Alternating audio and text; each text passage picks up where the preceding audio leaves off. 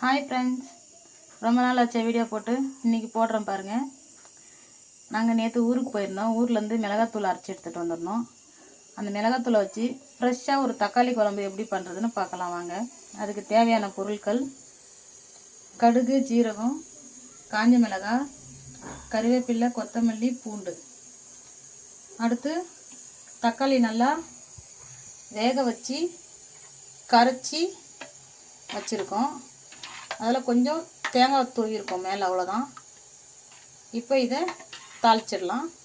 தாளித்து சாப்பிட்டு பாருங்கள், செம்மையாக இருக்கும். வாங்க போய் தாளிக்கலாம்.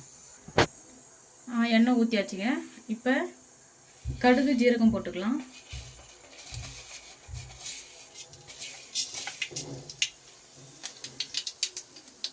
இப்போ காஞ்ச மிளகாய், கருவேப்பிலை போட்டுக்கலாம்.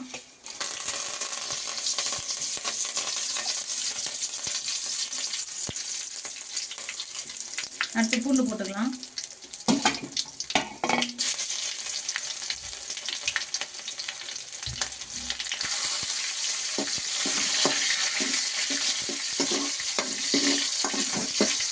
இப்போ நம்ம கரைச்சி வச்சிருக்கிறத எடுத்து ஊற்றிக்கலாம்.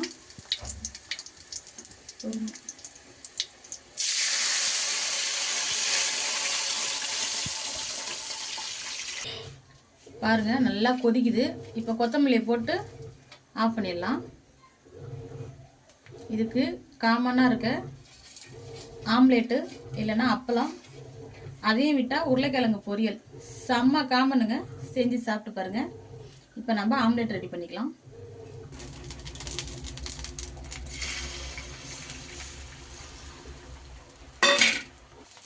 அவ்வளோதான் ஃப்ரெண்ட்ஸ், ஆம்லேட் ரெடி ஆகிடுச்சு. இப்போ நம்ம சாப்பிட்லாம். சரிங்களா? பாய். நீங்களும் செஞ்சு பாருங்கள், சாப்பிட்டு பாருங்கள். சாப்பிட்டு பார்த்துட்டு லைக் பண்ணுங்கள், சப்ஸ்கிரைப் பண்ணுங்கள், ஷேர் பண்ணுங்கள், கமெண்ட் பண்ணுங்கள். தேங்க்யூ.